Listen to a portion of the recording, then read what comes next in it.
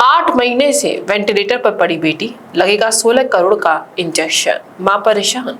कहते हैं जब ईश्वर परीक्षा लेता है तो वह न गरीब देखता है न अमीर। ऐसा ही एक मामला देखने को मिला मथुरा के जिलाधिकारी कार्यालय पर, जहां अपनी 2 बेटियों के साथ आई ये मां अपनी तीसरी बेटी की जान को बचाने के लिए जगह जगह गुहार लगा रही है। डॉक्टर्स ने कह दिया है कि बच्ची को 16 करोड़ का इंजेक्शन लगेगा, तब बेटी की जान बच पाएगी। बेटी इस वक्त दिल्ली के एक अस्पताल में भर्ती है। कुछ समय पहले मथुरा में ही उसको हल्का बुखार आया था, तो परिजनों ने उसको दवा दे दी, लेकिन वह दवा रिएक्शन कर गई, जिसके बाद माँ बाप ने अपनी बेटी को मथुरा के कई अस्पतालों में भर्ती कराया, लेकिन आराम नहीं पड़ा। डॉक्टर्स ने बोल दिया है कि इसका एक लंग्स यानी फेफड़ा खराब हो चुका है, आप दिल्ली ले जाओ। जिसके बाद दिल्ली के एक अस्पताल में उसको 8 महीने से भर्ती किया हुआ है, जहाँ डॉक्टरों ने कहा है कि बच्ची को एक इंजेक्शन लगेगा जो कि 16 करोड़ रुपए का है। अब परिवार करे भी तो क्या, 8 महीने से वेंटिलेटर का खर्च, ऊपर से अब इतना महंगा इंजेक्शन। पीड़ित मां आरती ने मथुरा की जिलाधिकारी से मदद की गुहार लगाई है, जहां डीएम ने उनको कुछ अस्पतालों की लिस्ट सौंपी है जहां इलाज संभव है। अब आप खुद ही सुनिए इस मां की जुबानी, जो अपनी बेटी की जान की खातिर सरकारी कार्यालयों के चक्कर काट रही है। क्या नाम है आपका? आरती।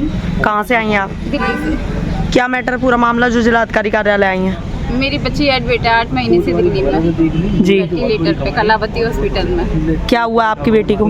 यहाँ पे हमने डॉक्टर के दिखाया था, उसे बुखार आ रहा था, तो है ना डॉक्टर के दिखा के सुबह तक ठीक थी, बुखार की दवाई लेके गए थे हम। शाम को उसे दवाई वो रिएक्शन कर गई। उसके बाद है ना फिर हम उसी दिन लेके नीली पड़ गई बिल्कुल।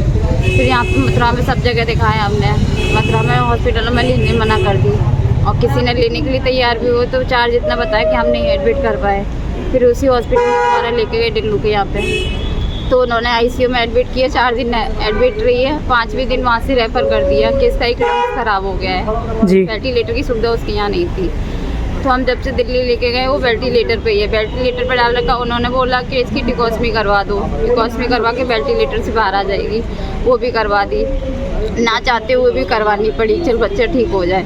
अब बोलते हैं कि 8 महीने हो गए, अब बच्ची वेंटिलेटर से बाहर नहीं आएगी, इसकी मसल की प्रॉब्लम है, 16 करोड़ का इंजेक्शन लगेगा, और है ना इसे आप घर पे वेंटिलेटर की सुविधा करो या कहीं भी ले जाओ। अब आप क्या चाहती हैं? मैं ये चाहती हूँ कि मेरी बच्ची को है ना सुविधा मिल जाए, मेरी बच्ची यहीं आ जाए, क्योंकि मेरी 2 बच्चियाँ भी हैं। इसके पापा भी काम से बैठे हो, मैं कहाँ से पैसा मांग के काम करूँ। तो आपके हस्बैंड कमाते नहीं हैं?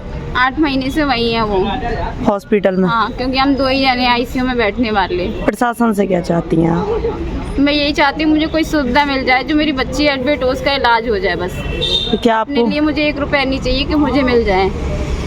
अब आप जिलाधिकारी के पास आई थी, उन्होंने क्या आश्वासन दिया आप? उन्हें कुछ नहीं दिया। उन्होंने मुझे पिछली बार भी आई थी हॉस्पिटलों की लिस्ट दे दी। अब बोलते हैं कि आयुष्मान कार्ड है इसका, मैंने कि नहीं सर, पहले भी बताया था, मैंने कि नहीं है। अब उन्होंने मुझे दोबारा लिस्ट दे दी, अलीगढ़ में, आगरा में, दिल्ली में, ये सब लिस्ट निकाल के दे दी कि इसका वहाँ से स्टूपिड बनवा के लेके आओ दोबारा। 5वां चक्कर है मेरा यहाँ का। मैं बताया ऐसे कब तक भागूँ, कैसे किराए से मैं वैसे मांग के लेके आती हूँ। Rajiv Academy for Technology and Management, 7th rank of MBA by AKTU.